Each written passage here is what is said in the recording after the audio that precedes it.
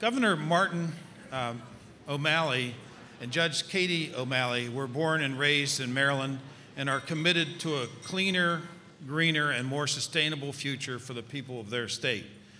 Governor O'Malley signed the executive order to promote outdoor activities and environmental education for youth, the state's youth, in 2007, and he has unveiled Maryland's Children Outdoor Bill of Rights in 2009. This progress aligns National Wildlife Federation's goal of reconnecting children with nature and building a natural movement that restores the conservation ethic as a core American value. Governor O'Malley also expanded the Maryland Conservation Jobs Corps and the state parks to engage disadvantaged youth in service to the environment while preparing them for future employment.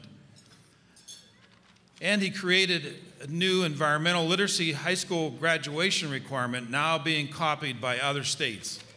Katie O'Malley partnered with the University of Maryland Extension to promote Grow It, Eat It campaign and planted one of the first backyard food gardens to be housed in the U.S. Governor's home, and we're excited about that. In June 2011, Maryland's First Lady hosted a group of local children to the lawn at the government house as part of the Great American Backyard Campout. Unfortunately, Katie is unable to join us tonight.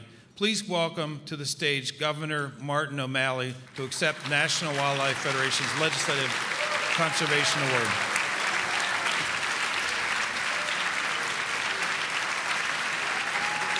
Governor, thank you so much for being here. Thanks a lot. Thanks very, very much. Thank you very, very much. Sit, sit, sit. I just want to assure Senator Shelby that there's a lot more people who we paid to come here from Maryland, and that's the reason for that. It is really great to be with all of you. And Larry Schweiger, thank you for your very gracious and humbling honor. To all of my friends who are here from Maryland, including the members of my cabinet who dutifully tried to spike a standing ovation, I thank you. And dear friends who are with us, Doug Legum, John Cole, Lisa Van Susteren. I apologize that Katie O'Malley isn't able to be here. She's currently with a delegation of judges visiting Russia, but a true story. You know, she has, because of Tony Caligiuri, she went through whatever was required to have the lawn of Government House dedicated as a National Wildlife Foundation certified community wildlife habitat as part of the campaign.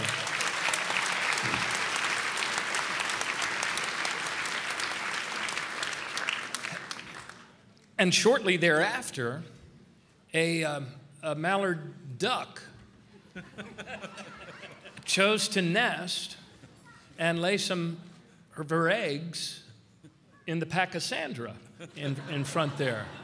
And Katie O'Malley, being a very, very empathetic and good-hearted person, said, that's awful. The ducklings, when they come out, they're going to be so near the traffic. They barely have any chance of survival. Why on earth would she choose to nest there? I said, well, it shows how much you read the damn signs on your lawn. The duck read the sign on your lawn.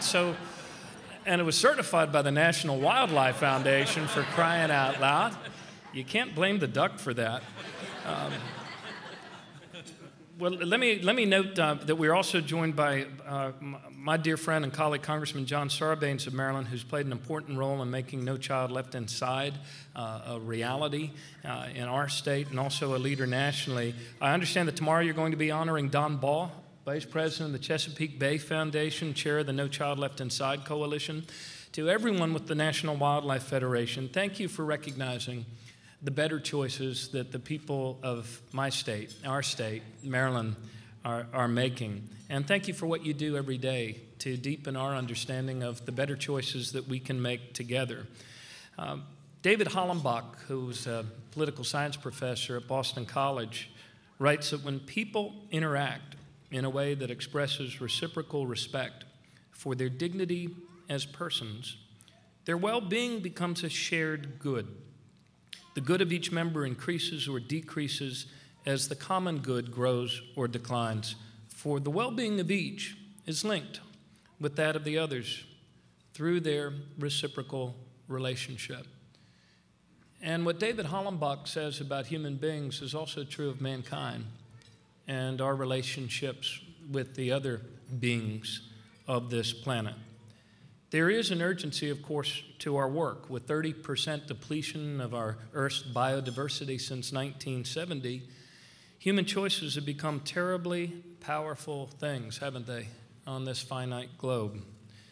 If we're to create a better future of generational prosperity, we must choose a more sustainable way forward from a history of depletion to a future of balance, a future of regeneration, a future of conservation by design of our more mindful and thoughtful choices.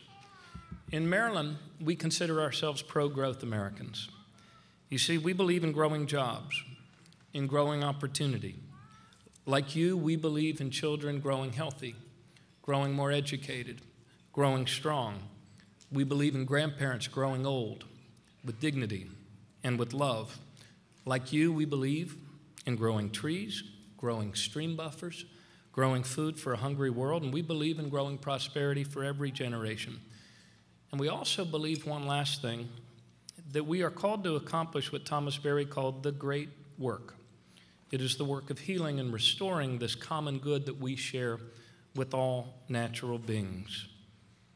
For as a great man once observed, there is an absolute direction to growth, and life moves in that direction. And life is never mistaken, either about its road or its destination. It tells us towards what part of the horizon we must steer in order to see the dawn's light grow more bright. On behalf of the people of Maryland and their children and the other living beings who share that beautiful space called the Chesapeake Bay with us, thank you very, very much.